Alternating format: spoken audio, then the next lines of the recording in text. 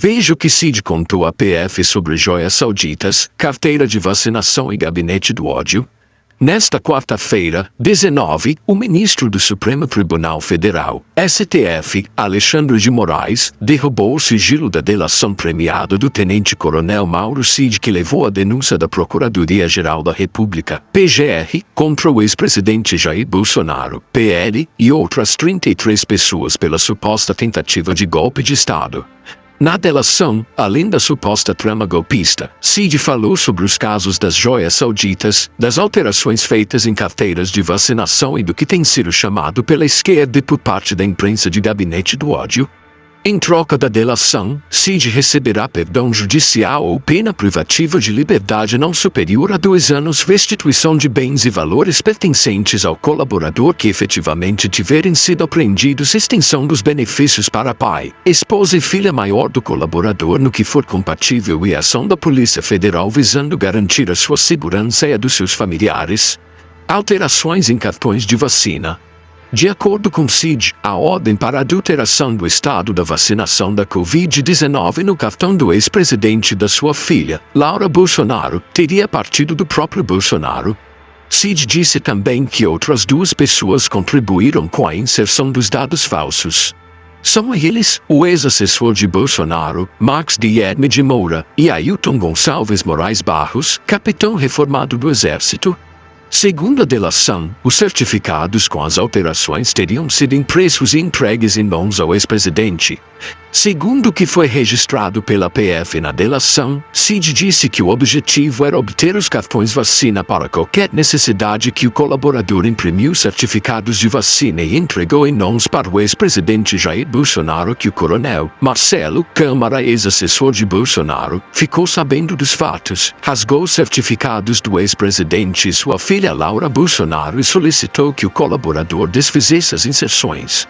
Que diante disso o colaborador solicitou que Ailton excluísse os registros do presidente e da sua filha Laura Bolsonaro, que o ministro Wagner, da Controladoria-Geral da União, entrou em contato em um momento posterior, afirmando que constava que o presidente tinha se vacinado em São Paulo, que o colaborador ficou na dúvida porque a cidade onde foram inseridas as vacinas não era em São Paulo, que o presidente nunca havia se vacinado, que a inserção de São Paulo não tem relação com o grupo, que em nenhum momento solicitaram inserção pelo estado de São Paulo, que a conta Sogov do presidente havia sido hackeada, mas que ao final de 2021 o colaborador recuperou a conta Sogov do presidente para a emissão de uma carteira de pesca, que o colaborador a partir dessa data passou a administrar a conta do Conectejus do ex-presidente. Continua a delação.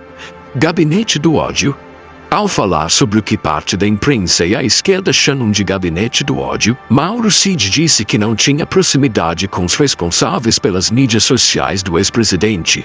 Segundo Cid, os responsáveis pelas redes sociais eram subordinados ao vereador e filho do ex-presidente, Carlos Bolsonaro, PLRJ.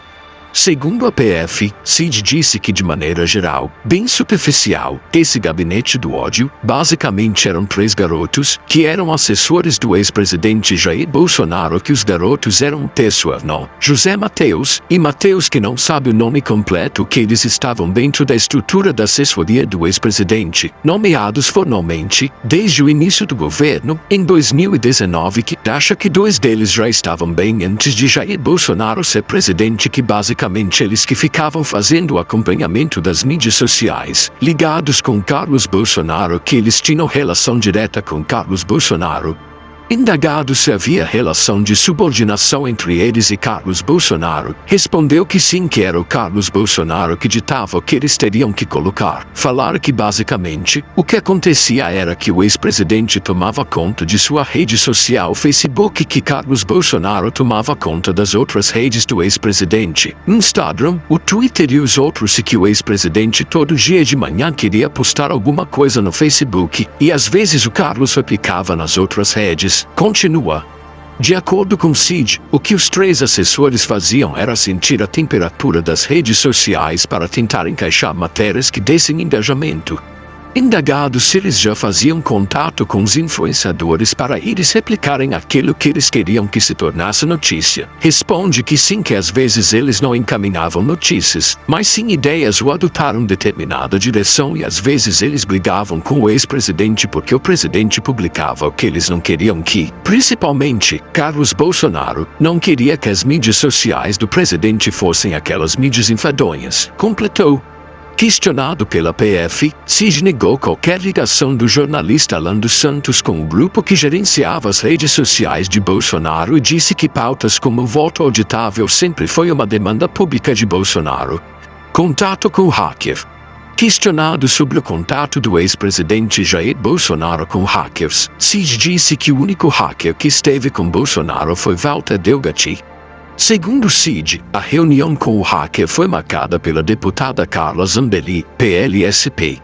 De acordo com a PF, Cid disse que o presidente deu ordem para Delgatti ir ao Ministério da Defesa em seu próprio nome, que o ex-presidente questionou Delgatti sobre qual seria a vulnerabilidade da urna eletrônica, que o presidente enviou Delgatti ao Ministério da Defesa para que ele explicasse qual seria essa vulnerabilidade, que a pessoa que transportou Delgatti até o Ministério da Defesa foi o coronel Câmara, que acredita que Delgatti não se encontrou com o ministro da Defesa, que Delgatti se encontrou com um general, do qual não se lembra o nome, que Delgatti se encontrou com técnicos da Comissão de Transparência Eleitoral, que eram técnicos militares do Exército e da FAB, que não sabe dizer se houve contratação ou pagamentos para Delgatti, que desconhece informações sobre grampo a ser realizado contra o ministro Alexandre de Moraes e que envolveria Delgatti, o ex-deputado Daniel Silveira e o senador Marcos Duval.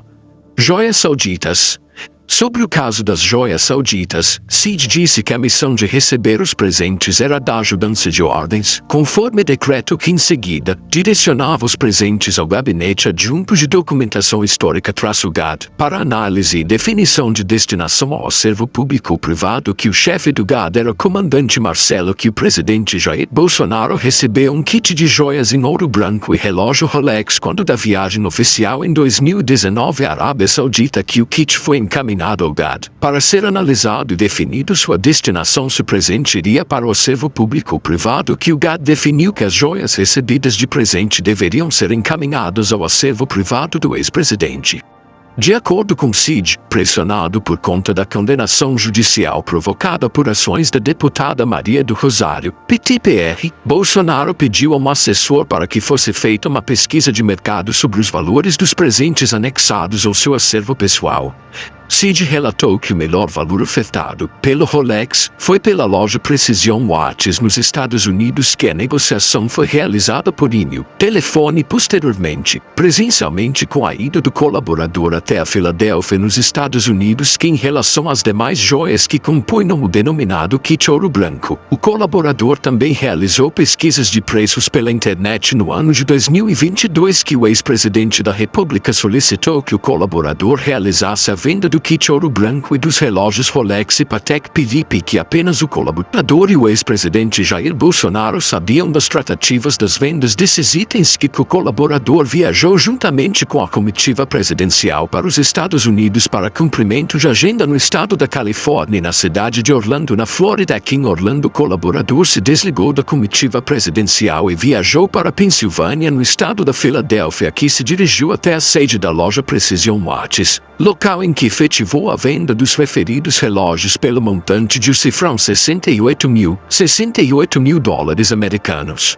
O pagamento teria sido feito na conta bancária do pai de Cid, o general Mauro Lorena Cidade, segundo afirmou a PF. Cid teria pedido para que o pai emprestasse a conta bancária para receber o dinheiro por temer que a sua fosse bloqueada devido à pouca movimentação. Ainda, segundo Cid, as demais joias foram vendidas em um centro especializado na cidade de Miami denominado Seybold Jewelry Building pelo valor de $18 mil.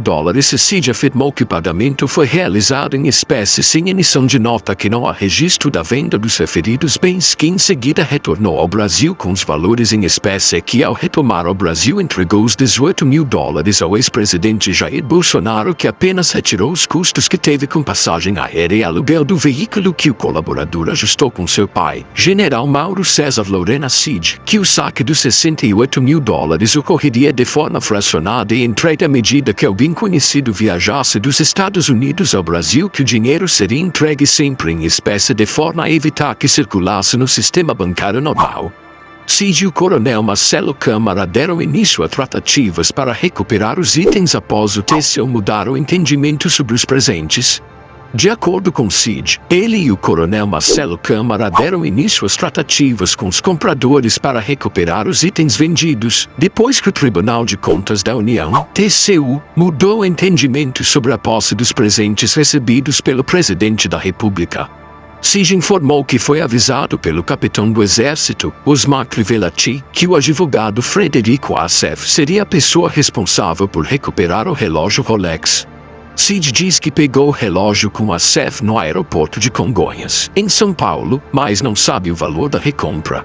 Cid ainda informou que, em relação às demais joias do kit ouro branco, o colaborador repassou a Osmar Crivellati e Marcelo Câmara, de forma genérica, o local onde foi realizada a venda, que Osmar Crivellati e Marcelo Câmara não conseguiram localizar a loja na cidade de Miami, que diante disso, o colaborador viajou até a cidade de Miami nos Estados Unidos para recomprar as joias que embarcou no dia 26 de março de 2023 e retomou, na terça-feira, dia 28 de março de 2023 pela manhã, que na cidade de Miami, o colaborador se dirigiu até o centro comercial Seibold Jewelry Building e recomprou as joias pelo valor de 35 mil dólares. A recompra das joias, um caso de perseverança e dedicação.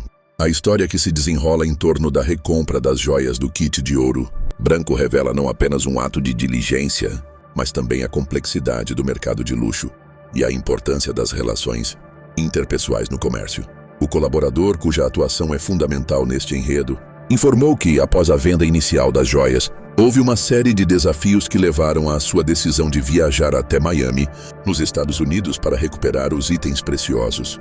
Inicialmente, o colaborador repassou de forma genérica a localização da loja, onde as joias haviam sido vendidas para Osmar Crivellati e Marcelo Câmara. No entanto, a missão de localizar a loja na cidade de Miami não foi tão simples quanto se esperava. A dificuldade em encontrar o comércio não apenas frustrava os envolvidos, mas também levantava questões sobre a transparência e a rastreabilidade no mercado de joias. Essa situação ilustra como a falta de informações claras pode complicar um processo que, à primeira vista, deveria ser direto. Diante da impossibilidade de localizar a loja, o colaborador tomou a importante decisão de viajar pessoalmente até Miami a partir do dia 26 de março de 2023. Ele se comprometeu a resolver a situação. Essa decisão não foi apenas uma demonstração de comprometimento, mas também um exemplo de como a determinação pode moldar os resultados em situações adversas. A viagem, que foi realizada em um curto espaço de tempo, evidencia a urgência que o colaborador sentiu em recomprar as joias, que representavam não apenas valor monetário, mas também a reputação da empresa. Ao chegar em Miami, ele rapidamente se dirigiu ao Seibold Jewelry Building, um dos centros comerciais mais renomados da cidade, onde a compra de joias é uma prática comum. O momento da recompra é um ponto crucial nesta narrativa. O colaborador conseguiu adquirir as joias pelo valor de US$ 35 mil, o que não apenas garantiu a recuperação dos itens perdidos, mas também reafirmou a sua capacidade de resolver problemas de forma eficaz. Essa transação não é apenas uma questão financeira. Ela simboliza a restauração da confiança entre o colaborador e os seus superiores, bem como a proteção dos interesses da empresa. A habilidade de agir rapidamente e de forma decisiva em um mercado tão volátil quanto o de joias demonstra a importância de ter colaboradores que estejam dispostos a ir além das expectativas para garantir o sucesso organizacional. A recompra das joias do kit de ouro branco é um relato que vai muito além de uma simples transação comercial. Ela representa a intersecção entre a determinação pessoal e a complexidade do comércio de luxo.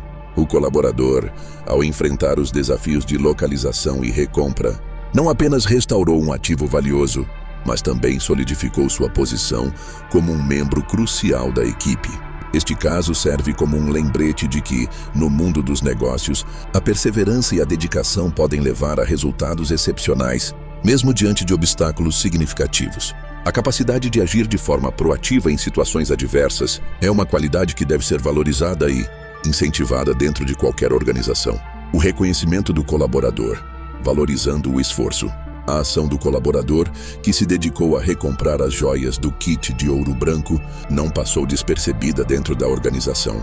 O reconhecimento de esforços notáveis é uma prática essencial em ambientes de trabalho, pois não apenas motiva os colaboradores, mas também fortalece a cultura organizacional.